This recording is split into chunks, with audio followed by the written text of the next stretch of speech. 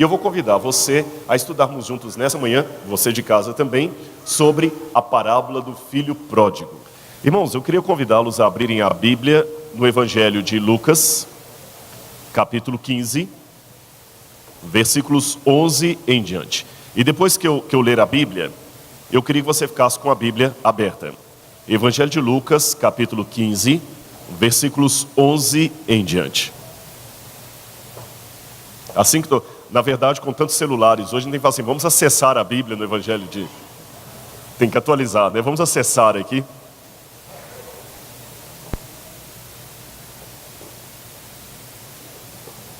Esse negócio de celular hoje é uma coisa incrível. As pessoas podem fazer qualquer coisa ali, não é? Dizem que num velório uma vez alguém perguntou para o outro assim, escuta, qual é a senha do Wi-Fi? Aí o outro indignado falou assim, respeite o morto. Ele falou, tudo junto?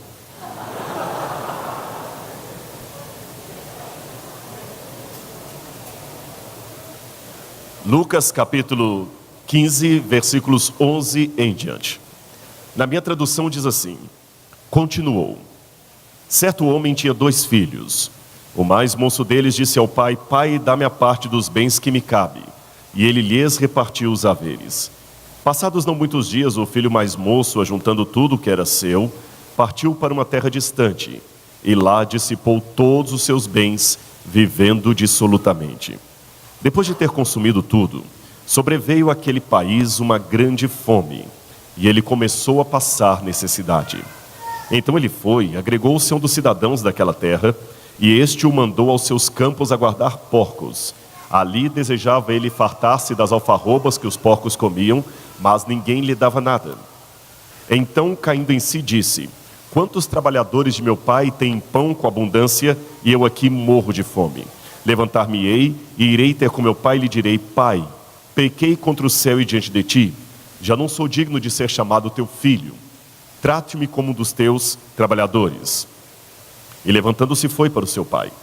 Vinha ele ainda ao longe quando seu pai o avistou e compadecido dele, correndo, o abraçou e beijou. E o filho lhe disse, pai, pequei contra o céu e diante de ti, já não sou digno de ser chamado teu filho, trata-me como um dos teus trabalhadores. O pai, porém, disse aos seus servos, trazei depressa a melhor roupa e vestiu, ponde-lhe um anel nos dedos e sandálias nos pés. Também disse, matai o novilho cevado, comamos e regozijemo-nos, porque este meu filho estava morto e reviveu, estava perdido e foi achado. E começaram a regozijar-se. Ora, o filho mais velho estivera no campo, e quando voltavam ao aproximar-se da casa, ouviu a música e as danças. Chamou um dos criados e perguntou-lhe o que era aquilo. Ele então lhe informou, veio teu irmão e teu pai mandou matar o novilho cevado porque o recuperou com saúde. Ele se indignou e não queria entrar. Saindo, porém, o pai procurava conciliá-lo. Mas ele respondeu a seu pai, há tantos anos que eu te sirvo sem jamais transgredir uma ordem tua, e nunca me deste um novilho sequer, um cabrito sequer, para alegrar-me com os meus amigos. Vindo, porém, este teu filho, que desperdiçou os teus bens com meretrizes, tu mandaste matar para ele o novilho cevado. Então lhe respondeu o pai, meu filho, tu sempre estás comigo, tudo que é meu é teu. Entretanto, era preciso que nos regozijássemos e nos alegrássemos, porque este teu irmão estava morto e reviveu, estava perdido e foi achado. Fique com a Bíblia aberta, o celular também, o smartphone, não feche, não desative. Quando essa parábola é contada dentro do contexto do Oriente Médio, ela choca as pessoas. Inspirado num autor chamado Kenneth Bailey, que viveu por muitos anos como missionário no Líbano, ele disse que arriscava contar essa parábola para os libaneses, especialmente os muçulmanos. E a reação era inesperada. Eu fiz a mesma coisa. Quando eu estava no Sudão, no deserto de Baiuda, aproveitando um intérprete do árabe, eu contei essa parábola para beduínos do deserto. E a surpresa foi imediata. Quando você conta essa parábola para eles, eles falam assim, isto é mentira, impossível. Eles não acreditam. A pessoa do Oriente Médio, ele é bem assim, passional. Quando ele sente uma coisa, ele sente com força. Quando ele está irado, ele ira mesmo. Se ele está chateado, ele rasga a roupa na sua frente. Se ele está de luto, ele pega a terra, joga na cabeça, ele arranca fios da barba. Isso é impossível. Essa parábola é uma mentira. Não quero nem ouvir. Eu falo, não, eles fazem assim. E eu insisti, por que essa parábola é uma mentira? Porque um jovem não teria coragem de se dirigir assim ao pai. Notinha de rodapé. Aqui no Ocidente, desde a Segunda Guerra Mundial, a figura do pai tem sido desconstruída para os jovens. Você olha pela televisão pós-Segunda Guerra Mundial. Quando você vê aqueles programas americanos, Jane é um gênio. Jane é um gênio. O marido dela, que era o pai de família, era um paspalhão. Os mais antigos lembram do filme A Feiticeira, que o Adams, o marido da feiticeira, era um paspalhão. Depois vieram os desenhos animados, os Flintstones. A figura do pai, um paspalhão. Os Jetsons, a figura do pai, um paspalhão. Atualmente você tem os Simpsons. A figura do pai, um palhaço. Alguém que não é digno de respeito. Agora é interessante que no Oriente Médio não é assim. O pai é a figura central da família. Ninguém levanta a voz contra o seu pai. Ninguém desrespeita o seu pai. Ele tem que respeitar. E depois do pai, a figura mais séria é o filho mais velho. É o primogênito. Então o rapaz não ia se dirigir assim ao seu pai. E eu insisti com a pergunta, mas tá, e se algum rapaz da sua aldeia falasse assim com o pai? O que aconteceria com ele? Eles me disseram, o pai dele bateria nele na mesma hora. E o expulsaria de casa. E ele seria expulso da aldeia. E possivelmente o conselho dos anciãos se reuniria e apedrejaria esse rapaz, segundo a lei, segundo o Alcorão. Eu falei, mas por que é tão sério assim a ofensa? Depois eu entendi. A mesma explicação que deram para Kenneth Bailey. Na lei do Oriente Médio, não tem como você dar herança para a pessoa com ela em vida, com você em vida. A herança só é dada depois que você morre. Em outras palavras, se o filho chega para o pai e fala, pai, dá-me a parte dos bens que me cabe, ele está pedindo, pai, eu quero que você morra. Imagina o seu filho chegando para você e fala assim, eu quero sua morte. Tem ofensa maior? Eu quero que você morra, meu pai. Então a ofensa do filho foi grave. Agora, quando eu conto essa parábola aqui no Ocidente também, ela parece estranha. Vamos raciocinar agora com categorias ocidentais e modernas. Imagine um homem que tem uma certa propriedade, uma empresa, e ele tem 2 filhos. 2 filhos. Um filho trabalha na empresa, já está fazendo administração, porque ele sabe que quando o pai aposentar ou morrer, ele vai tocar o negócio da família. Trabalhador, todo dia ele está ali mais cedo, sai mais tarde. Se você vai no escritório, lá no escritório, a luz do computador dele está acesa, que ele está trabalhando lá. Ele se preocupa com o mercado de trabalho, em abrir filiais. O que o pai precisa, ele está cuidando ali. O outro filho mais moço só gosta de balada, festa. Começou 2 ou 3 faculdades e não levou até o final, o pai gastou dinheiro à toa.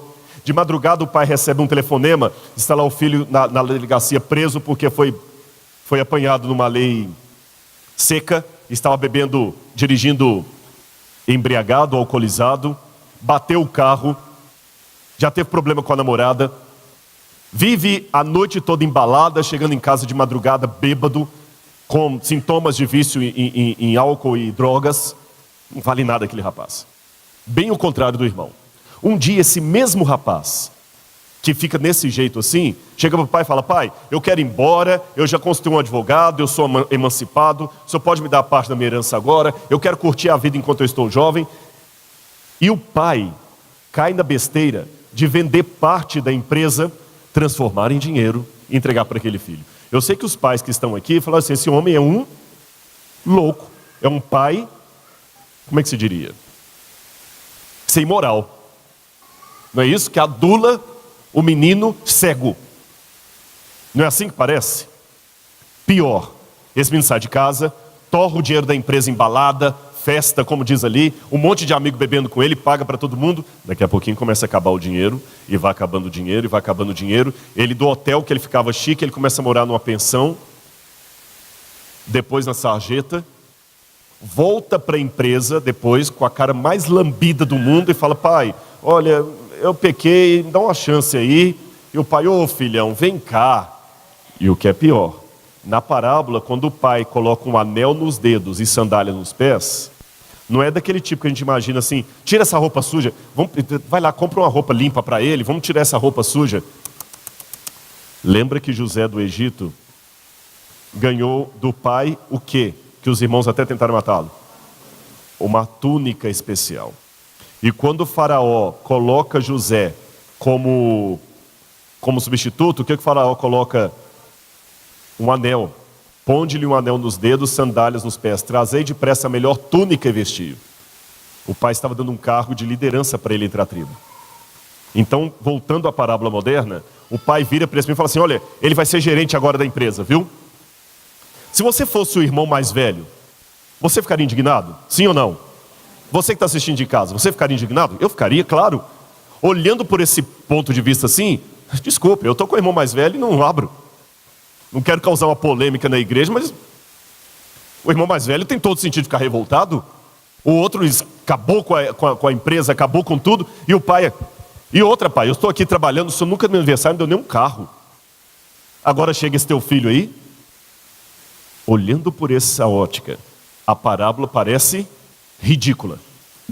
Escândalo para os do Oriente Médio, escândalo para os ocidentais. Mas eu não acredito que Jesus contava nenhuma história ridícula. Aquilo na parábola de Jesus que parece estranho, tem um motivo. Muito mais profundo do que nós imaginamos. Vamos tentar descobrir na Bíblia qual é? E tem mais um detalhe antes de continuarmos. A parábola parece que não tem fim. Se fosse uma novela mexicana, sabe aquelas novelas mexicanas? Sabe ou não? Vocês estão assistindo novela? Que vergonha. Assistam ao Novo Tempo. Aí você fala, mas você também está assistindo, você sabe? Não, eu não nasci adventista. Mas é mais ou menos aquele negócio assim, né? Arlindo Orlando, diga Isaura, Isaura. Nós não podemos nos casar, por quê? Aí vai lá. Nós somos irmãos. Aí mostra o plano assim, né? Ele fala o choque lá atrás. Por que nós somos irmãos? Você não sabia? Somos irmãos gêmeos.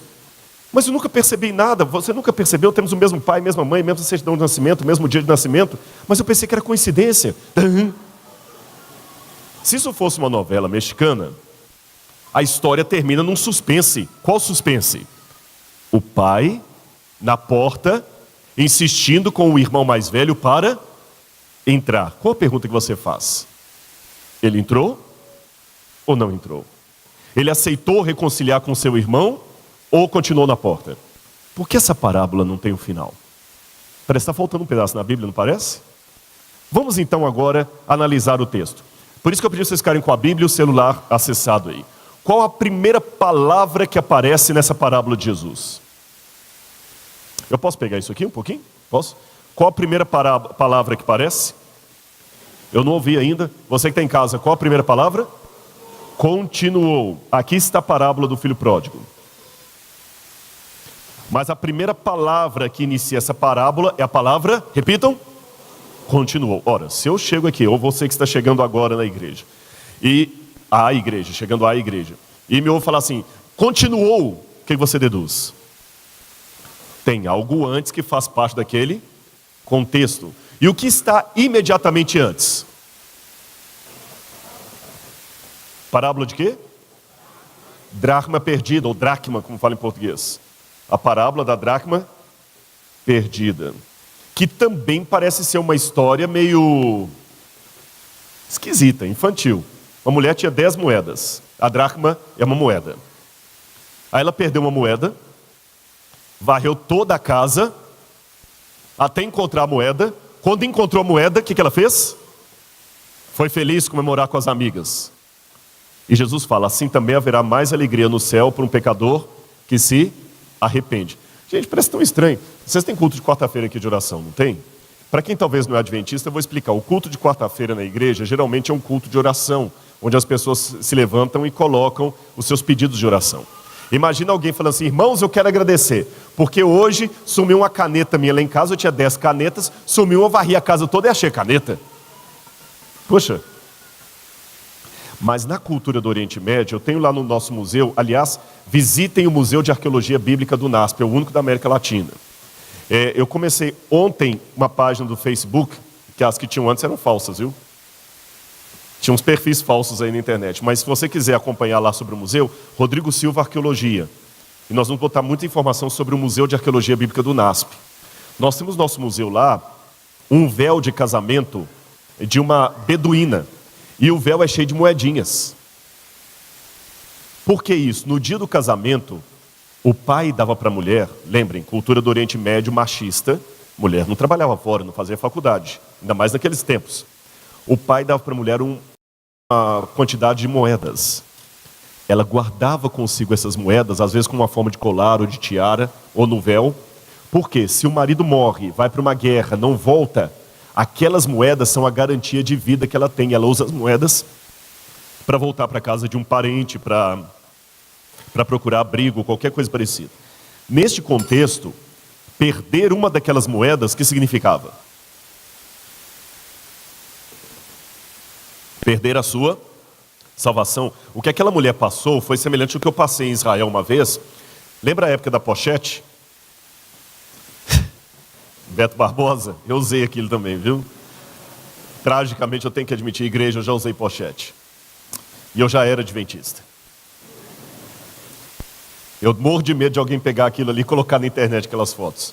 E dentro da minha pochete estava o meu passaporte, visto americano, passagem para os Estados Unidos, que na época a passagem era toda impressa, todo o meu dinheiro, meus documentos do Brasil, cartão de crédito, e eu perdi a pochete com tudo. Depois um rabino achou essas pochetinhas de Israel e me devolveu. Mas as 2 horas entre o sumiço e o achado foram de tremenda agonia. Quando eu achei, a pochete me foi entregue, eu abraçava aquela pochete e falei assim, nossa, obrigado, Senhor, obrigado, obrigado, obrigado. Eu nunca abracei um objeto com tanta alegria assim. Então, para aquela mulher, ainda mais num país, perder documento, passaporte, tudo, imagina. Agora, imagina, nessa época, acho que você estava estudando na Andrews ainda. Foi quando eu estava fazendo o pós-doc lá, que eu ia de Israel para lá, não tinha nem como ir para os Estados Unidos. Agora, aquela mulher perder a moeda foi como eu perder a minha pochete. Por isso que ela comemorou com os amigos. Entenderam o contexto da época? Ok. Mas a parábola da dracma perdida começa com uma palavra. Qual é?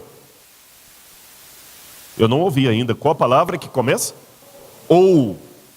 Conjunção alternativa.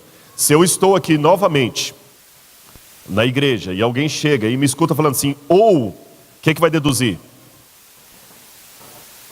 O que vai deduzir? Que tem algo antes. O pastor Tony está falando assim, pois é, irmãos, ou então nós vamos para o sítio tal lugar. Qual é a outra alternativa? Tem alguma coisa antes. O que está antes do ou? A ovelha perdida. Um pastor tinha 100 ovelhas, perdeu uma onde mesmo? Olha na sua Bíblia aí. Foi no supermercado, na feira, no shopping, no mall. Aonde? Não ouvia, só alguns que... No deserto.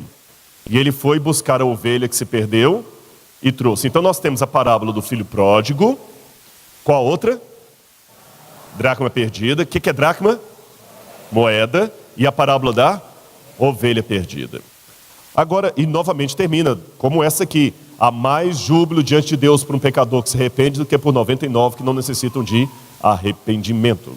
Mas como começa essa parábola da ovelha perdida? Então, de novo, outra palavra que deduz um contexto. Se você chega aqui, eu falo assim, e então? Então o quê? Tinha alguma coisa antes.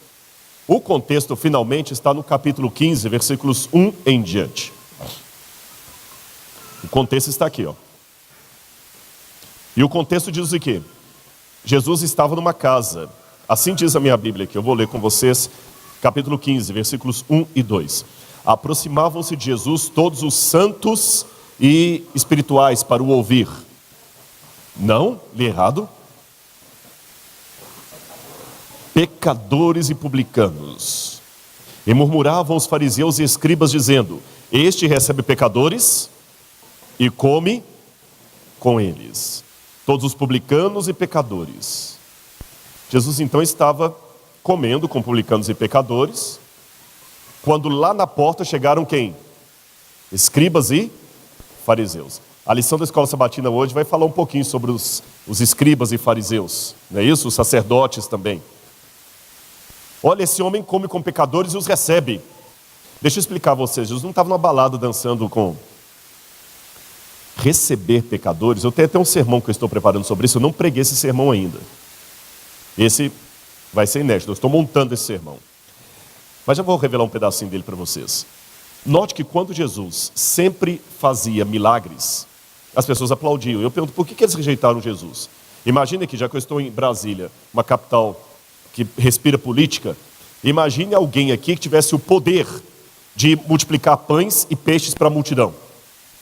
Que tivesse um poder de argumentação e fala e retórica que todo mundo pararia para ouvir, até criança e mulher, numa época que criança e mulher eram segregados. Um homem que andava sobre as águas. Todos os partidos iam querer esse homem. Um homem sem nenhum nódulo, sem nenhum dolo.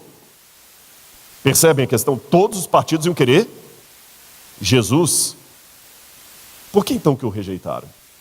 O problema dos milagres de Jesus foi quando ele começou a curar leprosos, perdoar adúlteras, perdoar publicanos.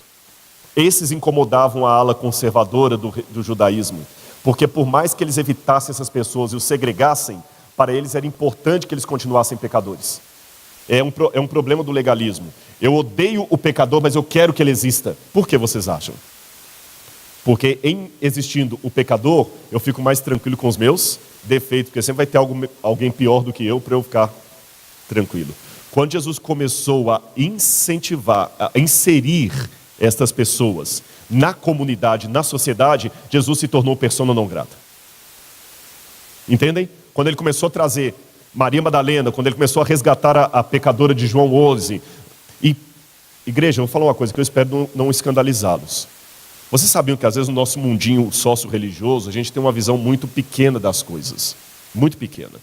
Você sabia que às vezes uma garota de programa aí pode ter uma mente mais pura do que muitas moças da igreja? A gente pensa em garota de programa sempre como alguém de mau caráter, mas muitas meninas às vezes estão fazendo programa, foram violentadas na infância pelo pai, pelo padrasto, pelo irmão mais velho, perderam todo o respeito pelo corpo próprio, às vezes foram entregues para a escravidão, tem um problema psicológico de desestrutura familiar, se tiver psicólogo aqui sabe o que eu estou falando, que a levou para aquele lado e nós desrotulamos as pessoas. É aquela velha frase, temos que odiar o pecado como Deus odeia o pecado, mas amar o pecador que precisa de salvação. Jesus estava assim. Chegam os publicanos e pecadores. Chegam os fariseus e escribas. Jesus então deixa aquele pessoal ali dentro da casa, muito pacientemente, fala assim, tá bom, o que vocês estão reclamando? Ah, o senhor está comendo com publicanos e pecadores, está inserindo esse pessoal na sociedade. Tá bom. Posso contar 3 historinhas para vocês? Pode. Vou contar. Havia um pai que tinha 2 filhos, etc, etc. Pergunto para vocês, vamos falar da ovelha. A ovelha sabe que está perdida? Não? Sabe. Quem já teve cachorro aí? Quem já teve cachorro? Cachorro perdido sabe que está perdido ou não sabe? Ele pode não saber o caminho de volta, mas ele tem a sensação que ele está perdido. Boi, quando está perdido, o boi não fica desesperado? Até formiga. Passa o dedo ali quando elas estão em fileira para você ver, que ela perde o cheiro, ficou toda desesperada. Repito a pergunta, a ovelha sabe que está perdida ou não sabe? E onde a ovelha estava perdida? No deserto. Eu tenho a realidade de alguém que sabe que está perdido e está perdido fora de casa. Alguém que sabe que está perdido e está perdido lá fora. Qual que é a outra parábola?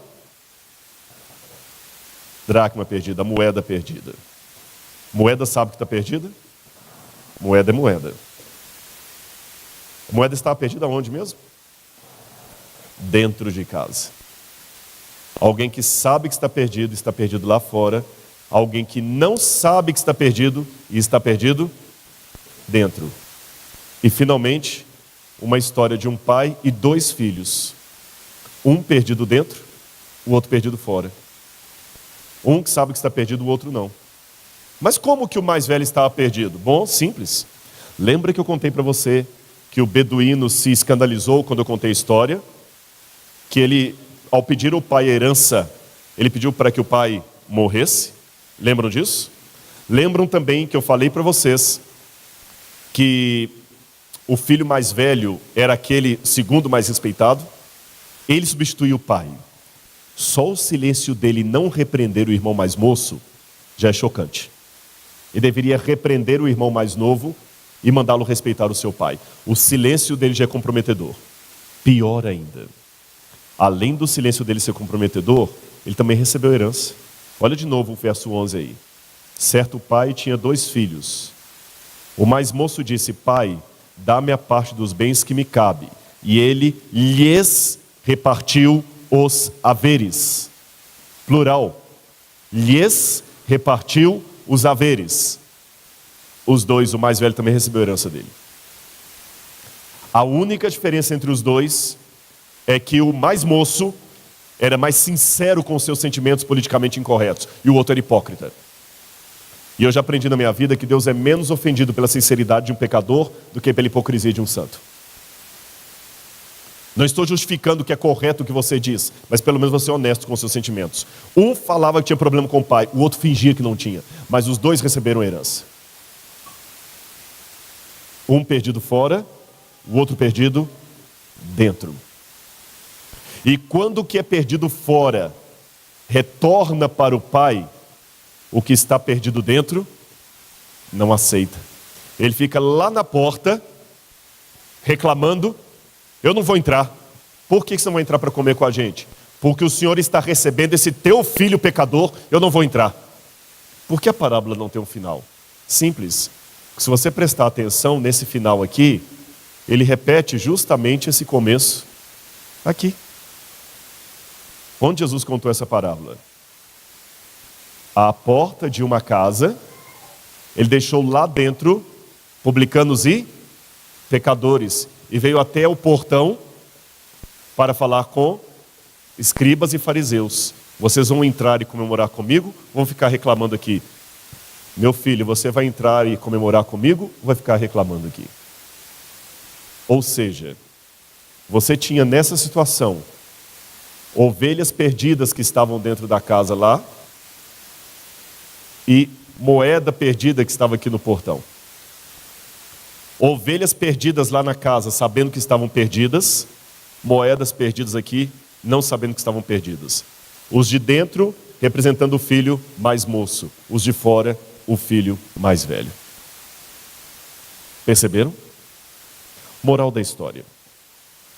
Eu não sei se nessa parábola, nestas parábolas que eu contei, você se identifica com o filho mais velho, você se identifica com o filho mais moço, não sei se você se identifica com a ovelha, não sei se você se identifica com a dracma, a moeda, mas de uma coisa eu sei da minha vida: quer perdido dentro ou perdido fora, eu tenho alguém que está à minha procura. Quer seja moeda, quer seja ovelha, eu tenho Deus que quer me salvar. Eu tenho alguém que está me procurando. E uma vez que você foi salvo, dê à graça de Deus a oportunidade de salvar outros também. Não fique aí fora reclamando: por que Deus salvou o outro? Deixa Ele fazer pelo outro o que Ele fez por você. Sabem qual é o meu papel na salvação? Não atrapalhar o papel de Deus. Eu não sei nadar, mas eu já aprendi uma lição se eu estiver me afogando: não atrapalhar o papel do salva-vidas. Senão morre ele e eu. Deixa Deus te salvar. Deixa Deus, para com seu preconceito, com seu achismo, com a sua fama de achar que você sabe demais. Deixe Deus encontrar você onde quer que for, no deserto, dentro da casa, fora dela. Deixa Deus salvar você. O seu papel na salvação é não atrapalhar o papel de Deus. E uma vez que Ele salvou você, deixa Ele salvar o seu irmão também. Talvez uma das maiores dificuldades para muitos de nós é sabermos que Deus está querendo salvar com o mesmo empenho aquela pessoa que eu menos gosto. Aquela pessoa que mais me prejudicou, que eu menos gosto, é tão objeto do amor de Deus como eu. E o Espírito Santo quer levá-la para o mesmo céu para onde eu vou. Pense nisso. E no fim, não esqueça, a parábola não é sobre o filho pródigo, é sobre o pai amoroso e seus 2 filhos perdidos. o mesmo Pai que ama você e quer te levar para o lar. Que Deus nos abençoe. Amém?